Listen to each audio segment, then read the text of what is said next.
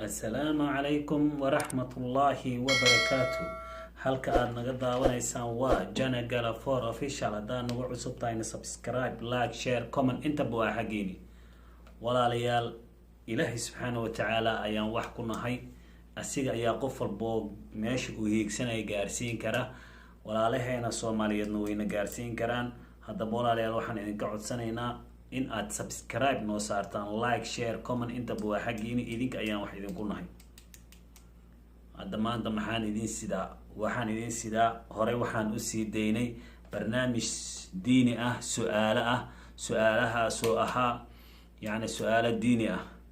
waxaan halkan idinkugu haynaa oon ku maamuuseena ama aan ku sharfeynaa dadkii sida saxda ah ee ugu soo jawaabay su'aalahaasi diiniga ah. walaalayaal, rabbi ha idin cizeeyo, sharaf iyo karaamo Allah idin siiyo dadka su'aalaha diinta inta ka soo jawaabtay iyo inta aanan ka soo jawaabinba. haddaba su'aasha ugu horeysa waxaa ka soo jawaabay Maxamed Cali Maxamuud. waxaa ka soo jawaabay Maxamed Cali Maxamuud. su'aashana waxay u dhaceysay sheeg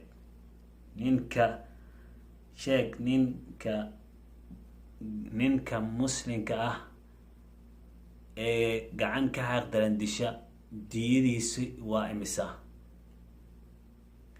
gabadha muslimada ah ee gacan ka xaqdarana disha diyadeedii waa imisa. taas waa la isla wada yaqaanaa, laakiin waxa meesha ku jira in la ogaado la rabo ninka gaalka ah ee xaqdarada lagu dilay diyadiisi waa imisa. haddaba walaalkeenaas Maxamed Cali Maxamuud sidii saxda ah ayuu ugu soo jawaabay. ninka gaalka sulus ahaan wuxuu leeyahay 33 xalaad. ما شاء الله تبارك الله. صحيح وسو جوابي سؤال شاسي. وينك قالك وحو ليهي 33 حالات ايو ليهي ثلث اهان.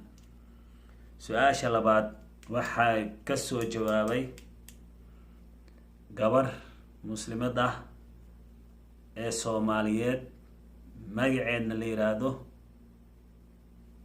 Maryan Ciise Maxamed. Maryan Ciise Maxamed. su'aashan waxay u dhaceysay sida tan: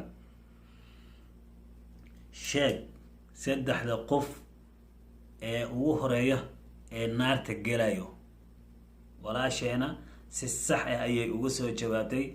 saddexdaasi qofood waxaa ka mid ah ninka taajirka ah ee xoolaha leh ee aanan maalkiisa sida meesha Ilaahay ugu talagalay aanan marinin ee israaf ku sameeyay. ninkaas ayaa galaya. ninka labaad oo naarta galaya waa ninka qaadiga ah ama wax kala xukmiya ee xukun baadil ah qof gacantiisa ugu sababsaday ama qof uu ku xukumay.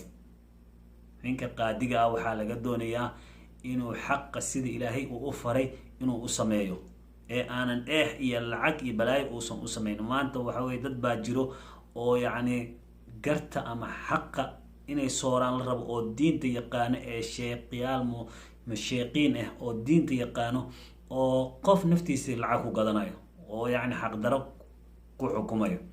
qofkaasna waa ninka ugu horeeya. ninka labaad ee jannaarta galayo. kan saddexaad ee naarta galayo waa ninka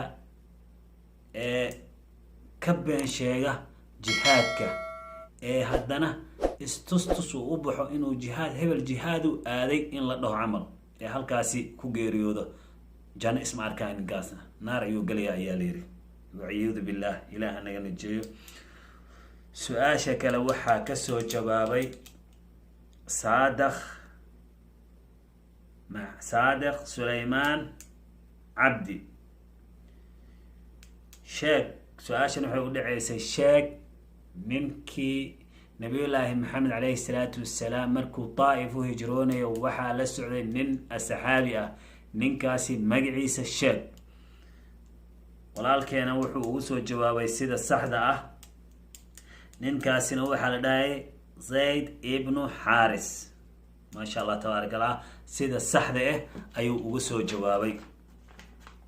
su-aasha kale waxay ahayd sheeg ninka saxaabigii ee dagaalkii uxud ku geeriyooday ee ku shahiiday malaa'igta dhaqday magaciisa iyo sababta ay malaa'igta u dhaqday. ninkaasi magaciisa wuxuu ahaa xandal ibnu caamir, wuxuuna ahaa saxaabigaasi caruusuu ahaa, aroosow galay, isla subaxina wuxuu soo aaday jihaadkii ayuu ku shahiiday, malaa'igtii ayaa sidaa ku dhaqday. walaalkeena sida saxda ah ayuu uga soo jawaabay. waana ku mahadsantihiin inta su-aalaha kasoo jawaabtay iyo inta aanan kasoo jawaabin.